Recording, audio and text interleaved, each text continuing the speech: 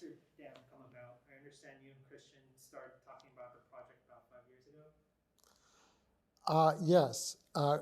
Christian and I really wanted to make a movie about friendship and loyalty through all kinds of circumstances, an epic story about two very close friends and a woman who joined them as the third part of that friendship and was the lover of one of them. And this, to us, was the reason for doing the whole picture, was to imagine going through these events together, and events that are part historical, part fiction. And people who manage to always find a reason to love life. A song they sing, they have to speak French, they have to sing in French, and this becomes their bedrock of how they get through everything. And over the course of the story, they're reunited, and the two guys have become fixers, one a doctor, one a lawyer, and they're fixers of last resort. They don't have a lot of money or resources, but they're good guys, they're good friends, and they'll try to help you out with any trouble you have. And they then rediscover their friend Valerie. So that's Burt Berenson, Christian Bale, Harold Woodman, John David Washington, and Valerie Vose, Margot Robbie. And my aspiration as a writer and a director with Christian, working on this over 5 years of meetings in a diner, and Margot was probably part of that for 3 or 4 years, and John David at least 18 months of that, is to see actors in ways you've never seen them before. That to me is my special effect. The special effect is the fun of seeing these characters and meeting them and wanting to hang out with them and wanting to spend time with them and see them face adversity with a great sense of humor and a great sense of love of life in spite of the trouble. And this is true in The Fighter. It's also true in Silver Linings. It's also true in Amsterdam. It's also true in Joy. So with a film that's about the power of friendship and having very hopeful, positive, optimistic themes overall, what was your inspiration to make a film about that? I think all the films I've made have had people who are outsiders, whether it's The Fighter or Silver Linings. They're outsiders who are facing tough odds and are in very specific worlds, worlds that we create, worlds that I want to hang out in, worlds that are enchanting, worlds that, as a goer, as an audience of movies, I love when I go to a world that I want to hang out in and be in, and it's enchanting and specific, whether it's Lowell outside of Boston in the 90s, or whether it's the 70s in New York with American Hustle, Philadelphia, outside Philadelphia, in recent years, very specific neighborhood.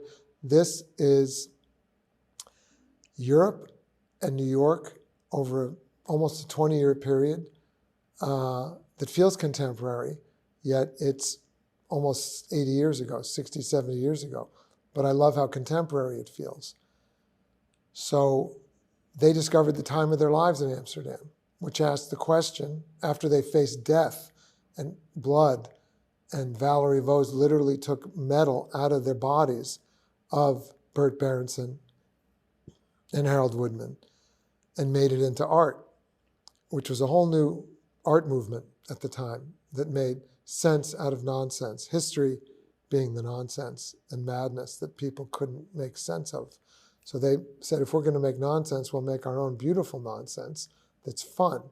And Christian Bale always said his grandmother, her happiest time of her life was during the London Blitz. That's another war, a different time, but when they were being bombed in London. And he said, why?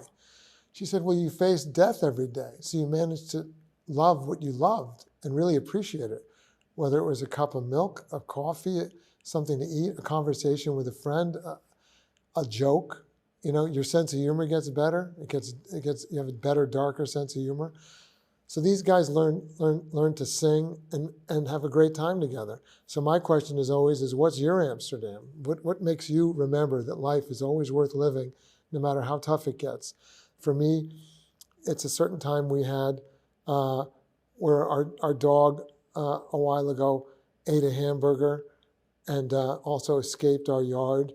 and we also got stuck without electricity, yet we discovered things we'd never done before without electricity.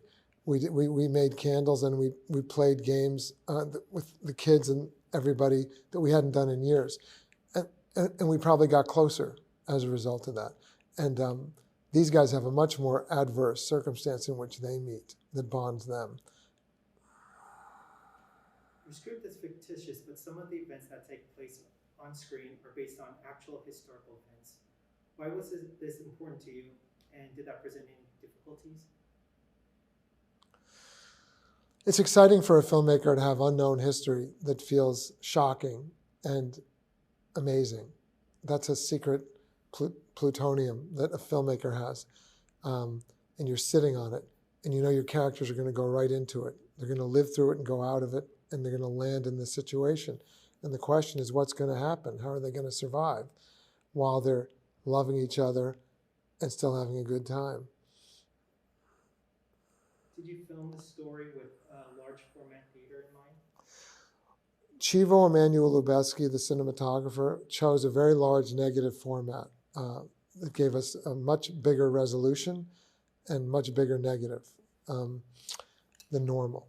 And that meant it could be appreciated in a lush, immersive environment that we were creating out of lush colors that made up the world, and a feeling of the point of view of the characters. So you're always feeling this propulsive experience that's luscious and fun. It's fun to get all these actors together, and it's fun to see them be who they are. All the characters we like are funny, not because they're trying to be funny, just because of who they are. Piggybacking off, talking about Chivo, could you just talk about the contribution of your award-winning team behind the camera, like, of course, the DP, but also production designer Judy Becker, editor Jay Cassidy, costume designers Albert Wolski, and Jar Hawbaker. Hawbaker, great name, yeah. Well, it's everything. We were all very excited to make the picture. We prepped it twice due to the pandemic, and we were excited. You know, it was like we were a band who really wanted to play together. And that included the whole cast, and it included Chivo, who went through 2 preps with us, 2 camera tests. Judy Becker, the designer, in collaboration. This is probably our 4th or 5th movie together. J.R. Hawbaker, our first, following Albert Wolski, who's a legend. He's in his 90s, and the pandemic presented great challenges for his safety. And so J.R. Hawbaker was honored to step in to help and create these looks, very specific looks, very specific. There's going to be a boutique, because these are very original clothing that Valerie Vose, Margot Robbie wears. Burt Berenson, the doctor, Christian Bale, his look. John David Washington, Harold Woodman, his look.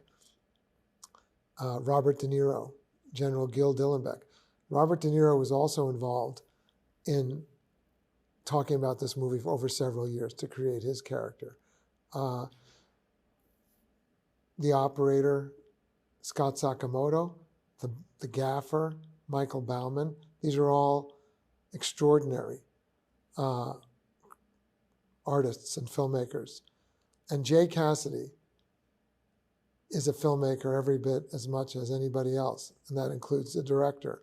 Jay's the editor, and the movie's made completely in post. Yes, it's made when you write it, and I wrote this script probably 20 times. It could be a novel over those 5 years with Christian. But by the time you finish making it, Jay Cassidy, we make the movie again in the edit room. And Jay is a very passionate filmmaker who's incredibly smart and loves the film as much as anybody involved in it does.